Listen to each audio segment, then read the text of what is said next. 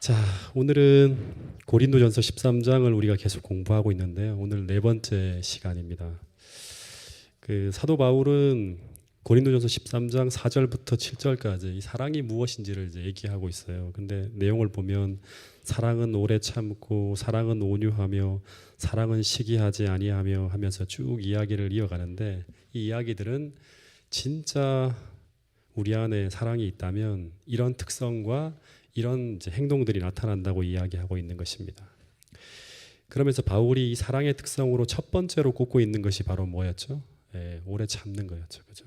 그래서 사도 바울이 결론적으로 얘기하기를 한 문장만 딱 기억하시면 좋겠다고 생각하는 내용이 있다고 하면, 지난번에 설교했던 것 중에서 나에게 실수하고 나를 고통스럽게 하는 그 존재들까지도 우리가 오래 참을 수 있다면 우리는 참 사랑을 소유한 참된 그리스도인임을 증명하고 있다고 이야기하고 있는 것입니다.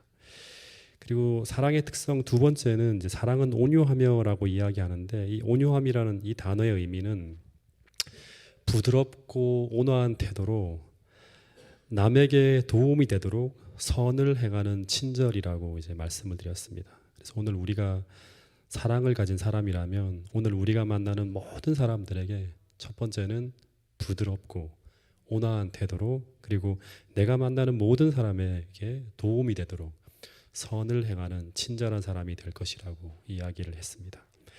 그리고 사랑에 대한 세 번째 특징으로 이제 바울이 이야기한 것은 시기하지 아니하며라고 하는데, 이 시기라고 하는 말은, 이 단어의 의미는 타인이 잘 되는 것, 그죠? 타인의 성공이나 부요함이나 또 누구에게 칭찬을 받는 거나 명예나 행복을 보고, 정상적으로 사랑을 가진 사람이라 그러면 우리 마음이 행복해야 되는데 행복한 것이 아니라 마음이 상해서 분노가 그 속에서 끌어올라가는 것, 이게 바로 시기심이라고 했습니다. 이거는 사랑이 아니라 사랑이 없는 정신이죠. 그죠?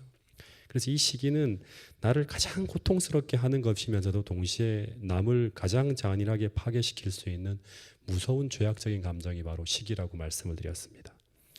그런데 이 시기와 질투를 이길 수 있는 유일한 비결은 예수님의 사랑을 소유하는 거예요.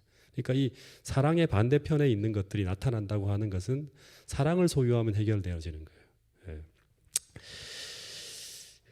그리고 여기까지가 지난 시간까지 공부한 것이고, 오늘은 이제 네 번째 특성을 공부해 보도록 하겠습니다. 이 바울이 사랑을 소유한 사람이 가지게 되는 이 네 번째 특성은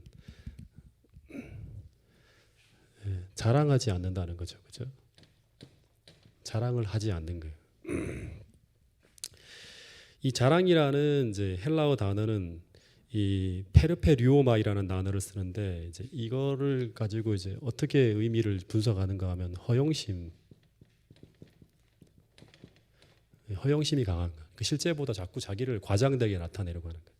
내가 참 훌륭한 사람이야, 내가 되게 대단한 사람이야라고. 그리고 그렇게 하는 이제 허영심이 자랑의 한 형태고, 그리고 또 하나는 남이 아니라 스스로 자꾸 뽐내는 거예요.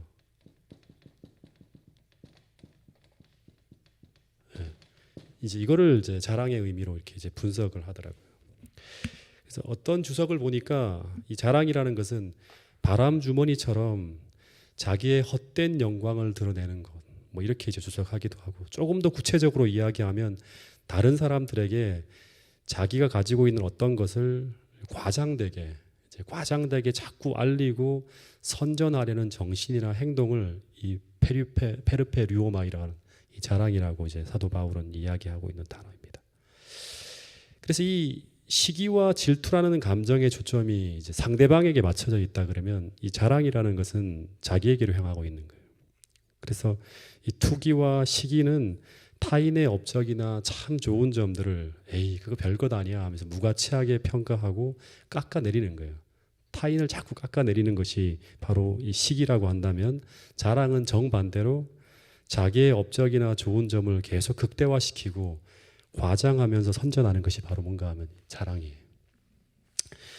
그래서 이 자랑이라는 것은 한마디로 하면 나를 높이기 위해서요. 나를 높이기 위해서 나를 대단한 것처럼 그렇게 사람들이 평가하도록 이제 그렇게 말하거나 행동하는 것이 바로 자랑이라고 하는 거예요. 그래서 저는 이 자랑하고 항상 이제 세트로 같이 등장하는 게 이제 이 시기예요, 시기. 예, 투기, 질투. 이게 이제 자랑하고 같이 세트로 등장하는 거라고 볼 수 있습니다. 전부 타인을 낮추고 예, 자기를 높이기 위해서 이제 하는 거죠, 그죠? 타인을 낮추고 자기를 높이는 데서 나타나는 정신이 바로 이 시기와 자랑이에요. 그래서 이 시기와 자랑은 전부 이기적인 마음에서 생겨난 거예요. 다른 말로 하면 이제 이기적인다는 말은 뭐라고 말할 수 있죠? 하나님을 숭배하는 것이 아니라 자기 숭배 정신이죠. 예.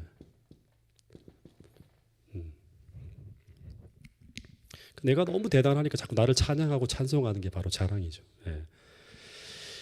그래서 이 자기를 자랑하고자 하는 이 정신은 자기 숭배 정신이니까 이거는 하늘에서 온 게 아니에요. 예수님의 정신이 아니에요. 어디서 온 거죠? 사단에서 기인된 거예요. 그래서 이것은 사랑과 정반대에 놓여져 있는 정신입니다. 그래서 이 모습은 전부 예수님을 따르는 것과 반대의 길을 걷는 마음과 행위들인데, 그런데 문제는 이 자기 자랑의 정신에서 자유로운 사람이 제가 볼 때는 거의 없다고 하는 거예요. 예.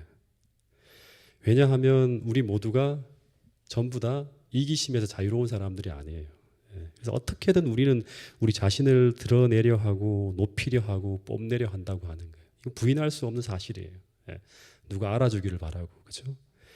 그런데 이것이 너무나 사소하게 느껴져서 우리는 별로 경계를 하지 않아요. 그래서 나도 모르게 무의식적으로 표출되어지고 또 말과 행동 속에 나타나는 것이 바로 뭔가 하면 자기 자랑입니다.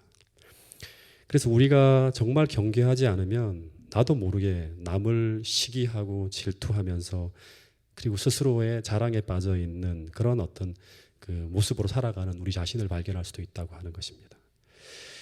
그런데 우리가 자기를 과시하고 자랑하지 말아야 한다는 것을 알기는 알지만 말씀드린 것처럼 여기서 자유로운 사람이 거의 없다고 하는 거예요. 물론 저도 여기서 자유로운 사람이 못 됩니다. 무슨 작은 성취나 성공이 따라오면 그것이 알려져서 그것을 통해 인정받고 싶어하는 마음은 누구에게나 있는 거예요. 이게 이기적인 인간의 공통적인 이제 심리죠, 그죠? 근데 이제 문제는 뭔가 하면 우리는 예수님을 본받기로 결심한 그리스도인이라고 하는 사실입니다. 이 그리스도인은 어떤 사람이죠? 주님을 사랑하는 사람이에요. 그러니까 주님을 사랑하기 때문에 그렇게 흘러가려고 하는 그 정신과 싸우고 투쟁해야 하는 사람들이 바로 누군가 하면 그리스도인이라고 하는 것입니다. 그래서 제가 말씀드린 것처럼 이 자기 자랑의 정신은 이 시기심과 하나의 세트로 나타난다고 했는데, 자기를 자랑하는 사람은 남을 시기하게 돼 있어요. 그죠? 예. 이 세트이기 때문에 자기를 높이려고 하면 어떻게 남이 칭찬받고 올라가는 것을 깎아내려야 되는 거예요. 예. 그래서 자기 자랑의 정신이 어떤 공동체에 나타나게 되면 반드시 그 공동체 안에는 그 자랑하는 사람을 시기하는 마음이 생겨납니다. 그러면 이 자랑과 시기가 계속 교회 공동체 안에 왔다 갔다 하고 나타나고 표출되면 그 결과가 뭘까요? 교회에 나타나는 게 시기와 자랑이 가득 찬 그런 곳에 나타나는 하나의 모습이 바로 뭔가 하면 분쟁입니다. 예. 자아로 가득 찬 곳에 나타나는 게. 그래서 이 자랑과 시기로 가득 찬 교회는 결국 성령이 지도하는 교회가 아니라 육신적인 교회로 흘러가서 결국 시기와 분쟁으로 무너지게 되어 있다고 하는 겁니다. 이 길을 그대로 따라가는 거예요. 그래서 그리스도를 사랑하는 참된 사랑을 가진 그리스도인은 다시 말하지만 자기를 높이고 자기를 자랑하려는 그런 마음이 일어나려 할 때마다 그 마음과 싸우며 살아간다고 하는 거예요. 이런 어떤 암시나 이런 생각들이 들 때마다 경계하고 이것과 더불어 투쟁하고 싸우며 살아가는 사람들이 바로 참된 그리스도인이라고 하는 거예요. 실제 이제 사랑이신 예수님의 생애를 쭉 살펴보면 예수님은 정말 대단한 인생을 살았죠, 그죠? 굉장히 위대한 인생을 살았고, 그리고 큰 능력을 통해서 큰 일을 하셨지만, 그러나 성경을 뒤져보면 그분의 생애에는 단 하나라도 자기를 자랑하는 그런 모습이 나타나지 않았다고 하는 거예요. 그래서 이 마태라는 사람이 예수님의 생애를 쭉 훑어본 다음에 이제 마태복음 12장 18절부터 19절에 이런 얘기를 했습니다. 이 말씀을 같이 한번 읽어보겠습니다. 마태복음 12장 18절부터 19절 말씀입니다.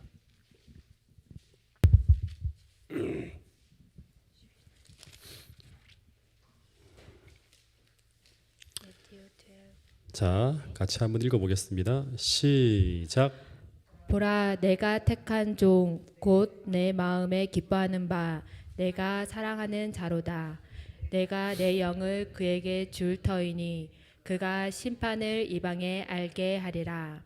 그는 다투지도 아니하고며 들키지도 아니하리니 아무도 길에서 그 소리를 듣지 못하리라. 예, 다시 말해서 그분이 이 땅에서 행하는 사업은 다투지도 아니하고 들레지도 아니하며 아무도 길에서 그 소리를 듣지 못하리라 하는 것처럼 떠들썩하지도 않고 과시하지도 않고 조용하고 겸손하게 예수님의 사업이 쭉 이루어질 것을 예언했습니다. 이사야가. 근데 실제로 예수님이 이 땅에서 30년 동안 살아가신 모습을 보면 공생의 직전의 생애는 정말 들레지도 아니하고 언제나 조용하고 언제나 겸손하게 생애하신 분이 예수님이에요. 예. 그리고 그분의 공생의 사업이 이렇게 쭉 드러날 때도 보면 예수님의 사업에 보면 큰 표적이라든가 놀라운 사건이 일어난 이후에 예수님이 어떻게 하죠? 예, 막 내가 대단한 사람이야 하는 게 아니라 무리를 피해서 언제나 한적한 곳으로 가서 군중의 연호하는 소리를 다 피하려고 했던 분이에요. 예. 이게 바로 예수님의 모습이에요. 그래서 시대의 소망에 보면 그분은 이 땅에서 단 하나의 허영이나 사치나 자기를 과시하고자 하는 모든 것들을 다 피하시고 그 시대의 소망에 뭐 이런 문구가 있죠. 오직 진리의 아름다움만이 사람들을 이끌고자 그렇게 노력했다고 한 그런 구절이 나옵니다. 다시 말하면 진리의 아름다움이라는 말은 다른 말로 하면 사랑이 가득한 이 품성의 아름다움만으로 사람들을 이끌고자 했던 분이 바로 예수님이에요. 그러니까 전혀 내 곁으로 오면 내가 나를 과시하거나 자랑하거나 하는 걸 통해서 너가 불편하지 않도록 언제나 주님과 같이 있고 싶어 할 정도로 그렇게 아름다운 품성을 가지신 분이 바로 예수님의 모습이었다고 합니다. 심지어 물질이나 학벌이나 가문이나 출신이나 모든 외적인 아름다움을 단 하나도 걸치지 않고 그렇게 이 땅에 오신 분이 바로 사랑이신 예수님이라고 성경은 소개하고 있습니다. 그래서 어떤 분이 이런 예수님의 모습을 루스벨과 비교하면서 이렇게 말하기도 했습니다. 마귀는 하나님같이 되려고 하다가 어떻게 되죠?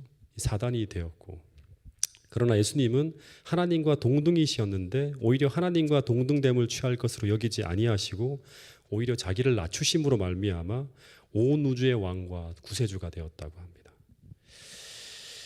그래서 우리가 예수님처럼 그렇게 살아가야 되는데 제가 옛날에 이런 이야기를 한번 했던 적이 있습니다. 제가 군에서 이제 태권도 승단을 했습니다. 그러니까 군에서 이제 승단을 해서 1단을 땄는데 그래서 제가 1단을 따고 난 다음부터는 이제 후임병들을 이렇게 가르치는 그런 입장에 서서 이제 후임병들을 가르쳤는데 그 후임병들 앞에서 이제 시범을 보인다고 하면서 제가 이제 조끼라든가 그다음에 이제 품새 이런 것들을 막 자랑하면서 하나하나 가르쳤어요. 그리고 사람 못하면 막 나를 보고 따라하라면서 굉장히 이제 의시되면서 이렇게 했는데 그런데 제 밑에서 배우던 정말 조용하게 배우던 후임병 하나가 승단 심사를 할 때 이제 대대에서 이렇게 겨루기 시범을 했어요. 그런데 이 친구가 거의 환상적인 기술을 딱 드러내면서 상대를 탁 쓰러뜨리는 것을 제가 보면서 제가 그 친구가 태권도 5단이고 그리고 용인대 태권도 학과 학생이라는 말을 듣고 그 다음부터는 제가 자랑은커녕 앞에 나가서 가르치는 것도 못할 정도로 그렇게 이제 되어버렸다는 말씀을 옛날에 한번 드린 적이 있습니다. 마찬가지로 자기 자랑을 극복하는 비결은요, 우리가 자랑하지 말아야지 한다고 해서 절대 안 되는 게 아니에요. 우리 본성 자체가 그렇기 때문에. 그 자기 자랑을 극복하는 비결은 위대한 하나님이면서도 그 사랑의 대가이신 예수 그리스도를 우리가 바라볼 때예요. 그분 앞에 서게 될 때, 그분이 어떤 분인지 우리가 바라보게 될 때 우리의 입이 닫혀지는 거예요. 그래서 오늘 내 입에서 내 마음에서 자꾸 자기 자랑이 그치지 않는다면 오늘 우리 자신을 전능하신 하나님이면서도 정말 겸손하게 생애하신 예수님 앞에 우리 자신을 서게 하게 되기를 간절히 바랍니다. 실제로 이 바울은 자랑할 것이 너무나 많은 사람이었죠. 바리새인에다가 또 사내들인 의원에다가 가말리엘 문화생에다가 온통 자랑투성이 하루 종일 자랑하더라도 자랑이 끝나지 않을 정도로 위대한 그런 사람이었는데 그러나 이 바울이 십자가 밑에서 그 하나님의 사랑과 은혜를 체험한 후에 그는 뭐라 그러죠? 이제는 나를 자랑하는 것이 아니라 예수 그리스도와 십자가 외에는 자랑할 것이 없다고 그런 고백을 하게 됩니다. 왜냐하면 이 바울은 위대하신 하나님이면서도 우리를 사랑하셔서 바닥까지 자신을 낮추신 위대한 사랑의 겸손을 보았기 때문입니다. 그리고 그 이후에 사도 바울은 그 십자가의 사랑에 푹 빠져서 더 이상 자신이 가진 것들을 자랑하는 것이 아니라 모두 다 배설물로 여기면서 오직 예수 그리스도와 십자가 외에는 자랑하지 않는 생애를 살아가는 거예요. 이것이 바로 사랑이 충만한 바울의 모습이었다고 성경은 이야기하고 있습니다. 여러분, 주님을 사랑하는 사람은 자기를 자랑하지 않고 주님을 높이면서 주님을 자랑한다고 합니다. 왜냐하면 그들의 마음속에는 예수님의 생애와 죽음을 기억하면서 자기 칭송에 이르게 할 수 있는 모든 생각과 암시를 물리치며 오직 주님만을 높이려고 몸부림치며 살아가는 사람들이 바로 참된 그리스도인이라고 하는 것입니다. 그래서 오늘 우리가 진정으로 주님을 사랑하는 사람이고 그리고 내 이웃을 사랑하는 사람이라면 오늘 우리는 주님 앞에 그리고 내 동료 앞에서 자기를 자랑하기를 그친다고 합니다. 여러분, 오늘 우리 모두가 그런 사람이 될 수 있기를 간절히 바라겠습니다.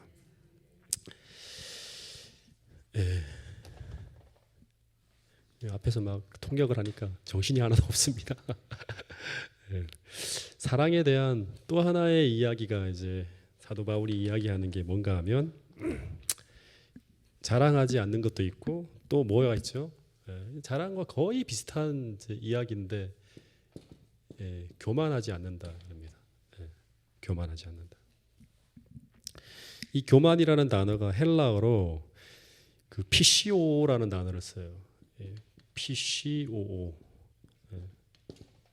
이 단어를 쓰는데 이 단어의 의미가 뭔가 하면 부풀어 오르다 또는 이제 공기가 꽉 차다, 부풀리다라는 뜻이에요. 그러니까 은유적으로 표현하면 이 교만하다는 말은 자랑한다는 것과 거의 같은 의미로 사용될 수도 있다고 합니다.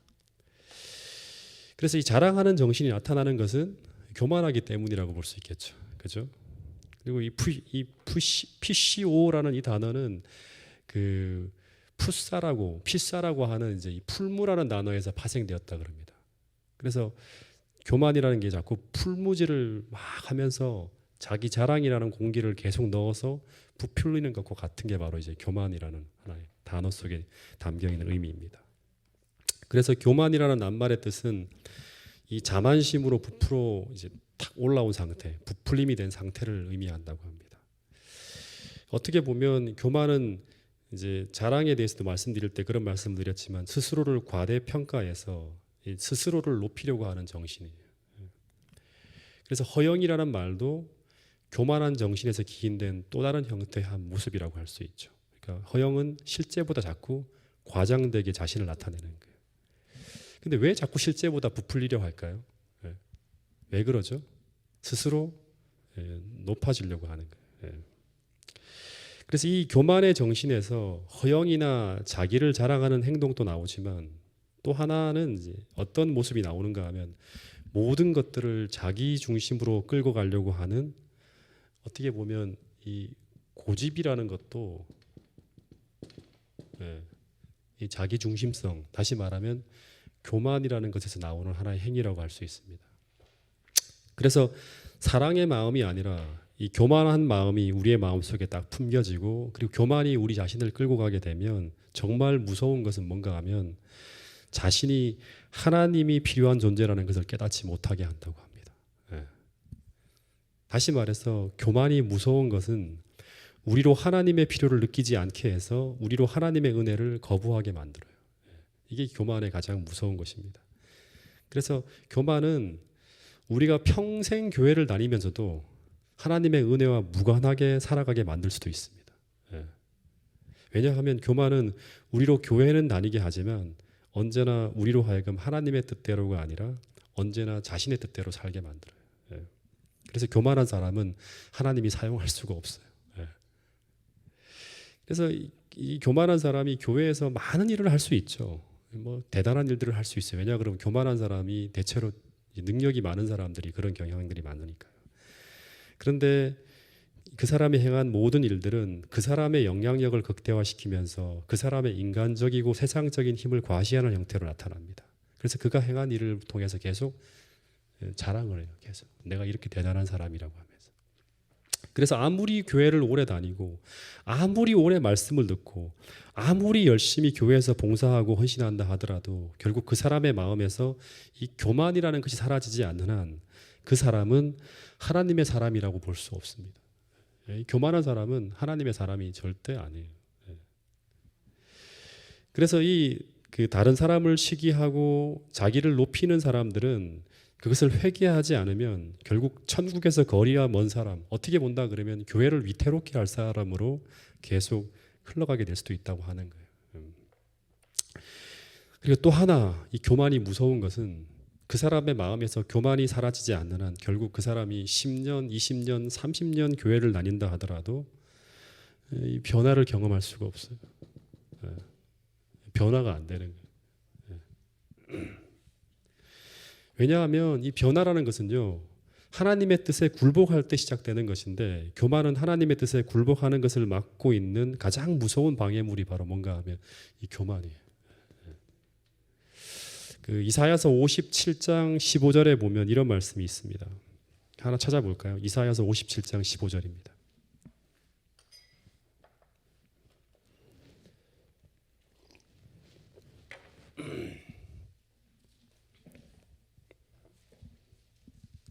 이사야 57장 15절 시작.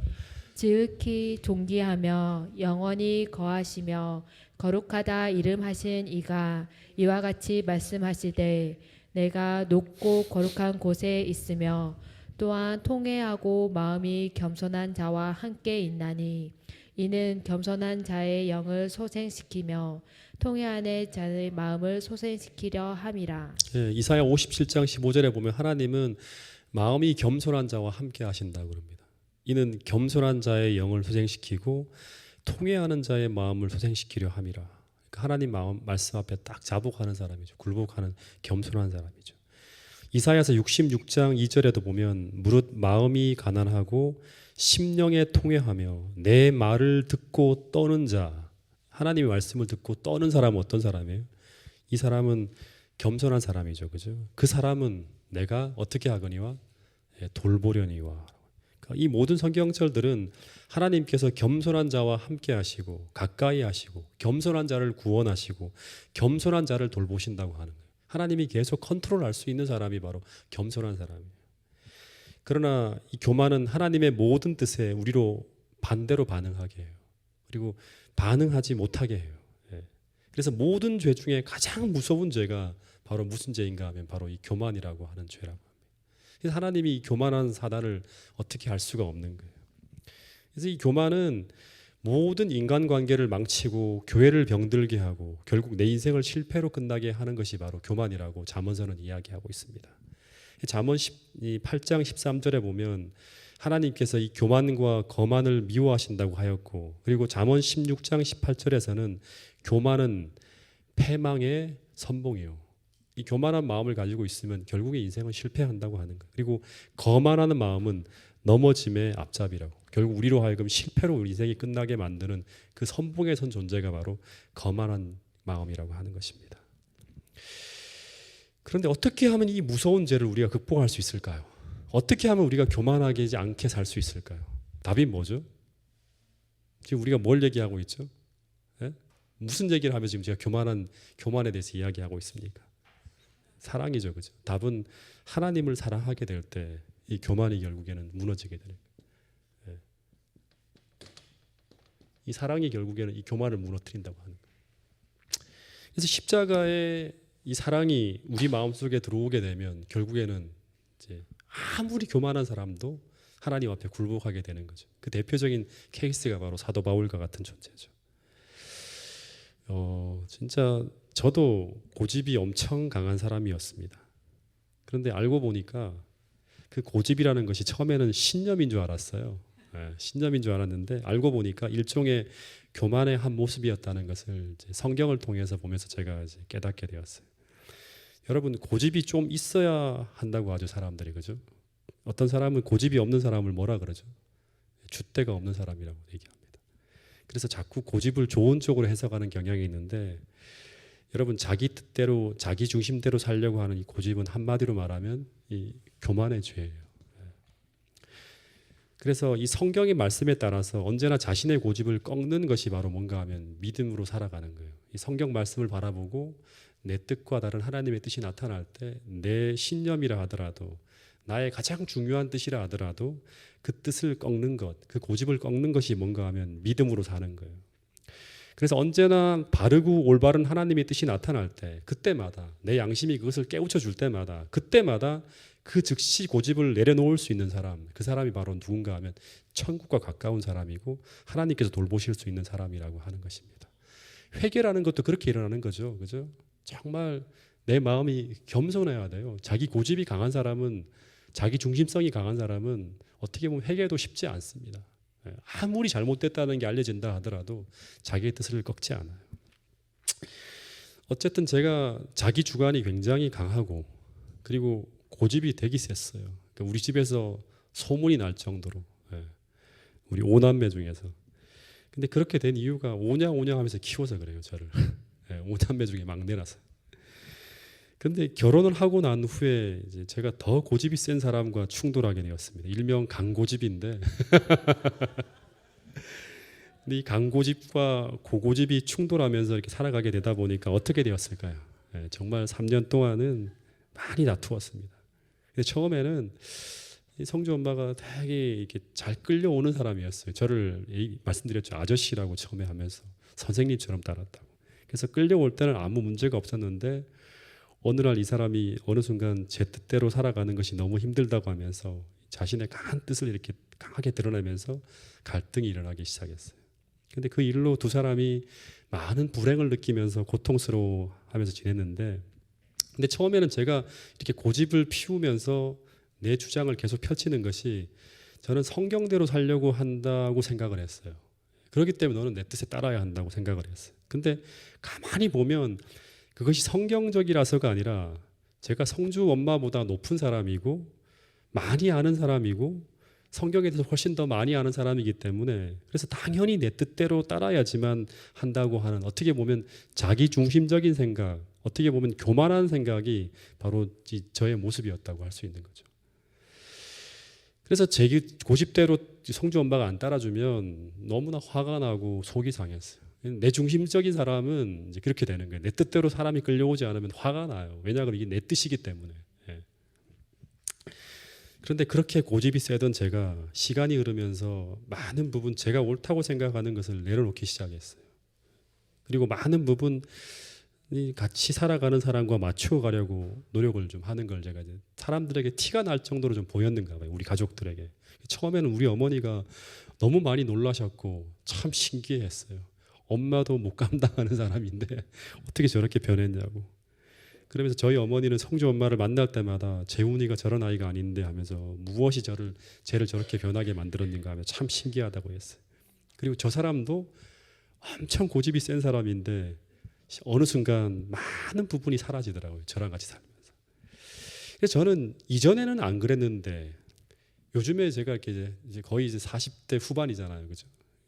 제가 아무리 속상하고 아무리 마음이 상하는 일이 있다 하더라도 이상하게는 옛날에는 이 자존심을 건드리면 못 견뎌하고 상처를 입어서 오랫동안 끙끙 앓은 사람이었는데, 그런데 저 사람과 같이 사이에서 벌어진 일이라면 아무리 힘든 상황이라 하더라도 짧은 시간 안에 다 풀어지고 정리가 되는 거예요.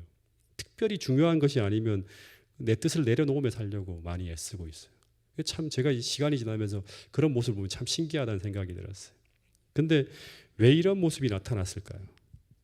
그 이유는 내 고집대로 상대를 끌 때마다 상대가 고통스러워하고 힘들어하는 것을 보면서 자신의 뜻을 낮추고, 중요한 건 두 번째예요. 상대를 존중하는 거예요. 존중하고 높이려 하는 마음속에서 그렇게 변해갔다고 하는 거예요. 이 사랑하게 되면 상대를 높이게 되는 거예요.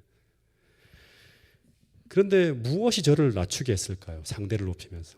결국에는 성주 엄마에 대한 사랑이 그렇게 만들었다고 할 수 있는 것이죠. 저 사람도 마찬가지고. 그래서 그리스도를 정말 사랑하는 사람은 첫 번째, 하나님의 뜻과 하나님 말씀 앞에 겸손해집니다. 그래서 우리로 하여금 내 뜻과 고집을 버리게 하고 하나님 말씀 앞에 순종하게 만들어요.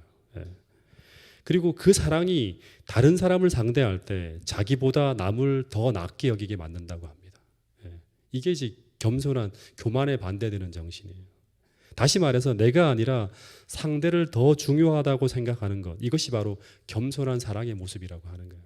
그래서 주님이 자신보다도 우리를 더 중요하게 생각해서 우리를 위해서 어떻게 했죠? 이 생명을 바치신 거예요. 예. 자기를 버리는 거예요. 십자가에서. 예. 그리고 진짜 우리가 주님처럼 그렇게 자신을 낮추고 겸손한 사람이 되어질 때 하나님은 우리를 계속 낮추는 것이 아니라 어떻게 하신다? 때가 될 때 높여주신다고 하는 거예요. 스스로 높이려고 하는 것은 교만이지만 하나님께서는 정말 겸손한 사람을 때가 될 때 높여주신다고 하는 거예요. 그 인격의 찬란함을 드러낸다고 하는 거예요. 그 이야기가 바로 베드로전서 5장 5절부터 6절 말씀이에요. 이 말씀을 같이 한번 읽어보겠습니다. 베드로전서 5장 5절부터 6절 말씀입니다.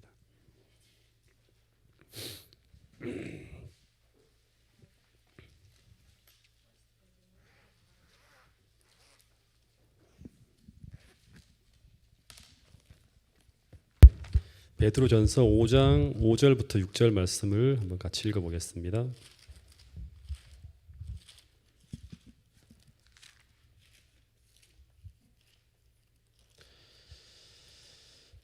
자, 시작.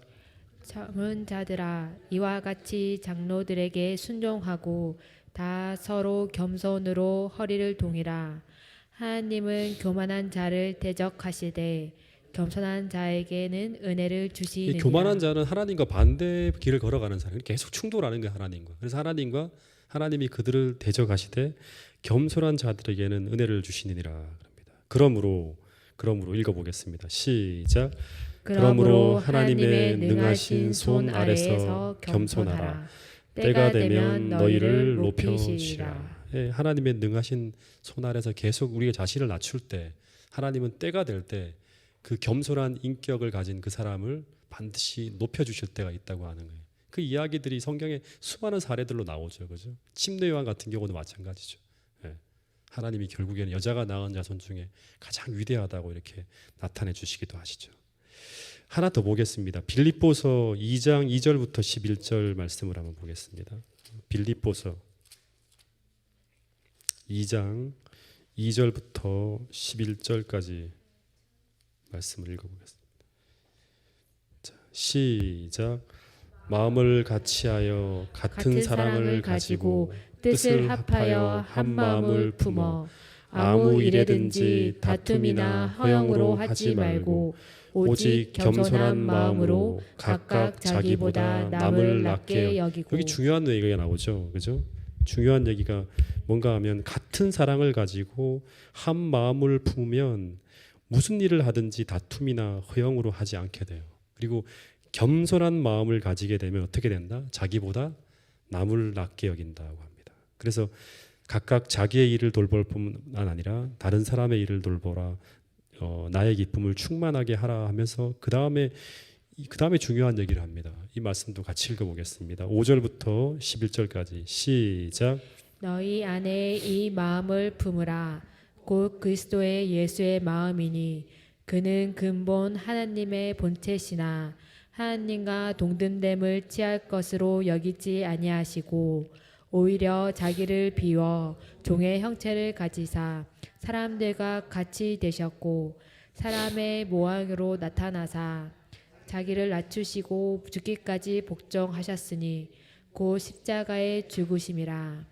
이러므로 하나님이 그를 지극히 높여 모든 이름 위에 뛰어난 이름을 주사 하늘에 있는 자들과 땅에 있는 자들과 땅 아래에 있는 자들로 모두 무릎을 예수의 이름에 꿇게 하시고 모든 입으로 예수 그리스도를 주라 시인하여 하나님 아버지께 영광을 돌리게 하셨느니라. 예, 여기 보니까 그 예수님의 마음을 품으라 하면서 예수님은 근본 하나님의 본체시나 하나님과 동등됨을 취할 것으로 여기지 아니하시고 자기를 비워 종의 형체를 가지사 십자가에 죽기까지 낮추었다고 합니다.